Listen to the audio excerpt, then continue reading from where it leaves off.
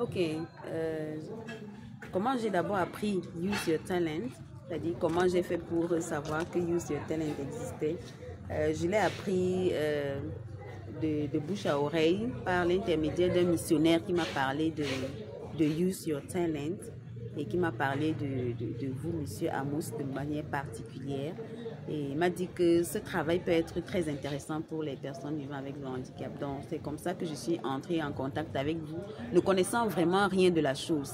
Mais rien que le fait d'entendre Use Your Talent, c'est comme si c'était venu s'imbriquer dans mon cœur parce que le nom même, le titre même, Use Your Talent, c'est quelque chose de très profond. En fait, ça réveille quelque chose dans l'esprit. Et c'est comme ça que je me suis accrochée à l'idée de pouvoir vous contacter. Et bon, la chose est arrivée. Je dis merci au Seigneur. Maintenant, qu'est-ce que j'ai appris pendant l'atelier Use Your Talent? J'ai appris beaucoup de choses. J'ai appris que nous avons des talents, tellement de talents enfouis en nous. Et indépendamment de ce qu'on ait un handicap ou pas.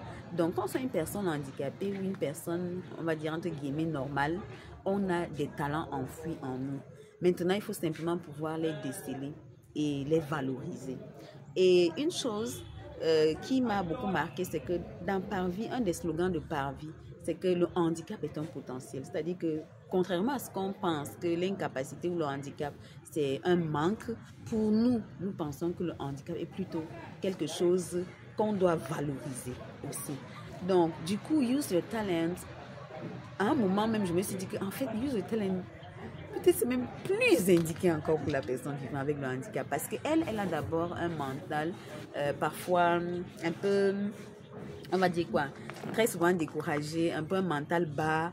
Maintenant, quand on nous montre qu'on a du potentiel, qu'on a quelque chose en nous, on a des talents, on a des dons, il suffit de les déceler et de les utiliser ici et maintenant, sans attendre forcément l'aide qui vient d'ailleurs. Je crois que c'est comme une bouffée d'oxygène qu'on apporte à la personne vivant avec le handicap. Et je crois sincèrement que ça va créer un déclic dans les esprits et que demain, les situations des personnes vivant avec le handicap ici dans le Nord sera vraiment différentes ou alors seront différentes parce que je crois très sincèrement que pour ceux qui avaient même déjà initié des activités, ils vont davantage se développer. Pour ceux qui n'avaient rien initié, ils vont comprendre que s'ils n'initient pas, ils sont comme ce serviteur infidèle qui a été qualifié de méchant et de paresseux.